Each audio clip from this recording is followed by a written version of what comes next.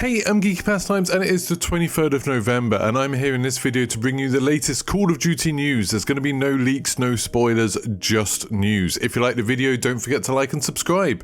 A week ago today, on the 16th of November, the Wall Street Journal posted an article detailing all of the research that they'd done into what Bobby Kotick knew about Activision Blizzard. And this was a very damning article that describes how he definitely knew what was happening, he was involved in some of it, and he was involved in trying to cover some of it up. We also learned that O Neal, who'd been brought on to co-lead Blizzard with Mike Ybarra after all of that had been going on with Blizzard of California suing them to try and sort of increase equality at Blizzard, to try and change the culture there. She left after 3 months and the official line had been that she was going to work on a charity where she could enact some greater change across the entire industry. Turns out she was actually getting paid less than Mike Ybarra, and she was sort of a victim of things like tokenism and a lack of respect, which led to her leaving the company, which was a really obviously bad look for Blizzard. This news has shaken Activision Blizzard as a whole, and now Call of Duty is definitely directly involved in this. I think some of us naively thought that all of this was limited to the Blizzard side of the company, but in the article they detail things that have been going on at Sledgehammer and at Treyarch, so it's unavoidable that the Call of Duty developers are definitely involved in all of this kind of thing. Staff members of many Activision companies staged a walkout in protest of Bobby Kotick. They want him to resign and they want things to be changed at the company, and I think they want something solid to actually happen rather than just promises, so this could be something that goes on for quite a long time. As a fallout from this, the Call of Duty socials have been much quieter than usual, especially considering Vanguard just came out, we've had a shipment released, we've had some events going on, and we haven't had the same kind of like blog posts and details and Twitter posts and videos and all things like that we would normally have. And that's because, you know, these people are preoccupied, they've got other things to be dealing with, and I think as fans we need to be a bit patient, we need to accept the delays because this is something that's much more important than us getting a little bit of gaming news or getting updates quickly enough. In more bad news for Activision, Vanguard's launch sales were down 40% in the UK compared to previous Call of Duty games. I'll leave a link to the article below where I got these numbers from. It's worth realising, you know, this is just in the UK, but it's very hard to get sales figures for other regions. You have things like the MPDs that don't always track digital.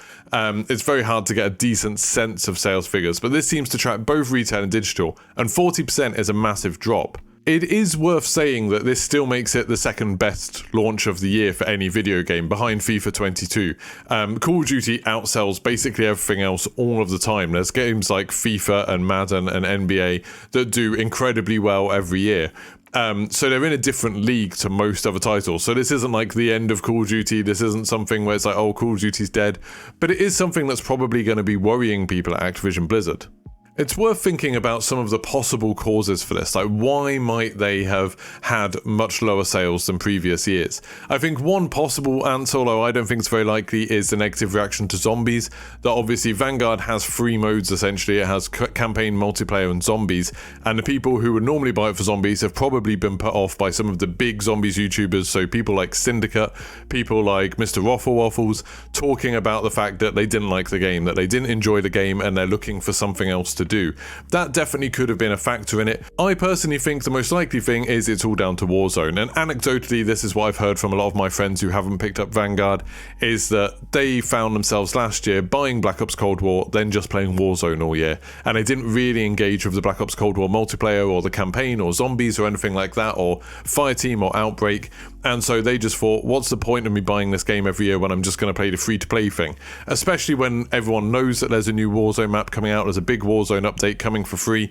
I think there's a lot of people who aren't going to bother buying Vanguard, or will wait for it to go on sale and see like what the content's like in a few months. You can check out my Vanguard review in another video where I talked about all of the different modes and what I thought about them, but it's really easy to see that Vanguard does feel like a much more limited offering than previous games. So Modern Warfare, obviously we had things like Gunfight, we had Spec Ops, even though it wasn't very good, we had Ground War, and then Warzone kind of came along with that, even though it was free to play, and then Black Ops Cold War had things like Fireteams and Outbreak, and while you might not love those modes, there's a lot of people who might have tried them out because they were something new. Vanguard only really has Champions Hill, and they haven't really pushed that very much in the advertising. I haven't seen them like run tournaments for it or anything like that since the alpha. It seems like they've just kind of forgotten about that mode a little bit. So to a lot of people, they'll look at Vanguard and be like, okay, there's a zombies mode, but people haven't said it's very good. There's a campaign and multiplayer that's basically the same as every Call of Duty campaign and multiplayer, so they're probably not going to be that interested in buying the game. All of this leads to a really interesting choice for Activision. While I believe that 2022's Call of Duty, the next year's one, the next Call of Duty title, which will be coming from Infinity Ward, probably won't be any different. I think like that's already 2 years into development. They're probably not going to change things now. It'll probably have a campaign and multiplayer and maybe things like Gunfight or Spec Ops or something like that. I think it'll be interesting to see what they do for future Call of Duty titles. Personally, I'd be really happy to see them go for like a live service model, maybe with a subscription for everything to do with Call of Duty. So maybe have it so you buy expansions, like something like Destiny when you want a new campaign or a new sort of multiplayer experience, but generally just have it so if you're paying a certain amount of money a month maybe, or you're buying like the battle passes or the expansions or however they want to do it, you're getting content at regular drops throughout the year without that big release in November. I think that would be really good for them from kind of a marketing standpoint, because it means they can get people hyped about it all the way through the year, and they don't have that pressure of having a big launch that they've got to sort of spend loads of money on. It's also really good for players, I think, mostly because it means they wouldn't have to reinvent the wheel every single year. It's really annoying to me when I load up a new Call of Duty game and it's like, oh, we don't have all of those modes that I've been used to playing for the last year. We don't have things like leaderboards, or we don't have things like ranked play. All of those things that sometimes sneak in like towards the end of a cycle of a Call of Duty, and then a new game comes out and it all gets taken away again, and you get all of these new bugs and problems. If we had a multiplayer that was just kind of a solid multiplayer that they kept on adding and tweaking things to, things like Rainbow Six Siege or Overwatch, I think that would be a much better model for Call of Duty moving forwards. Let me know in the comments what you think. Would you pay a subscription for Call of Duty, or would you like them to go to a fully live service model, or do you think there's still some value in them doing yearly releases? Going on to Vanguard news, and I'll talk about Warzone after this, the first season of Vanguard has been delayed. So we had Shipment release, which was really exciting, and I've been absolutely having a blast with Shipment, absolutely loving it. I think it's a really interesting take on that map. Now we're not going to get any content for a little while until Season 1 begins. So it was meant to launch on December the 1st, but now it's going to go all the way to December the 8th. This seems to be directly related to all that upheaval at Activision. It does have one very unfortunate side effect, that the 8th of December, when Season 1 begins, happens to be the same time as the Halo Infinite campaign is launching. So we're going to be getting quite a lot of stuff for Call of Duty at the exact same time, probably 6 o'clock UK time, that the Halo Infinite campaign launches, which poses quite a problem for me because I'm super excited about Halo Infinite campaign, but obviously I want to play everything that's new in Warzone and Vanguard.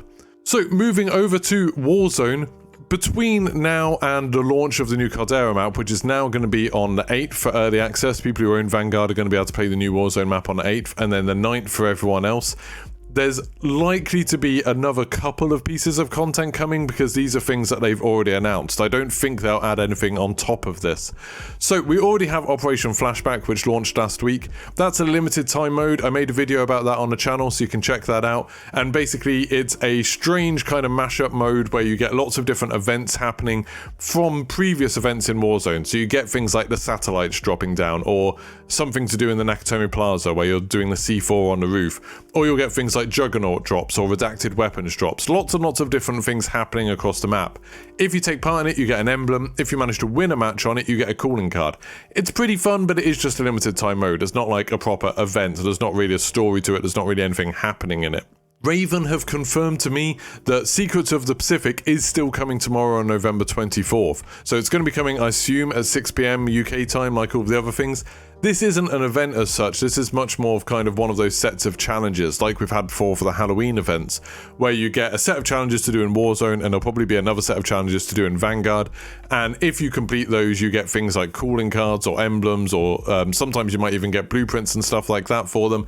And then if you complete all of them, normally you get a blueprint at the end of it. If you complete all of them for Warzone or all of them for Vanguard.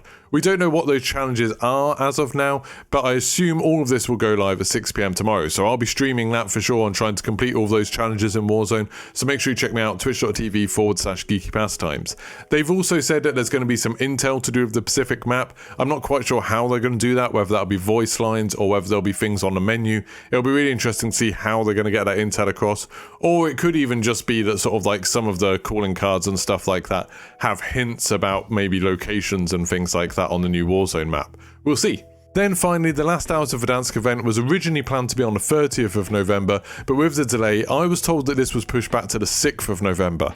This seems a little bit strange because this event I know is going to be running for 2 days, so the 6th and the 7th of November, and the new Warzone map doesn't actually start until the 8th.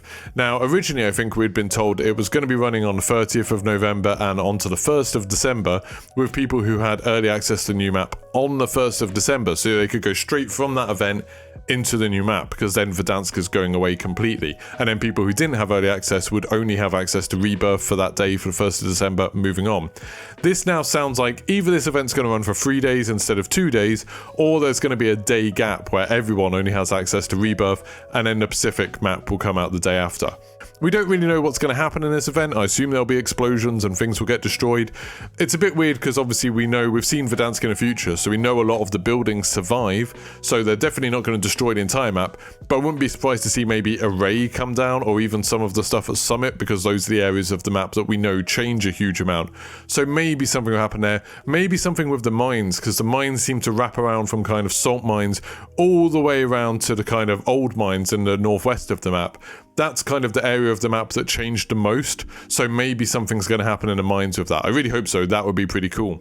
So if you enjoyed this news roundup and you want me to do more of these, please don't forget to like and subscribe, and let me know in the comments if you want to see more of this stuff, or if you've got any questions about any of the things I've been talking about today. Thank you very much, and goodbye.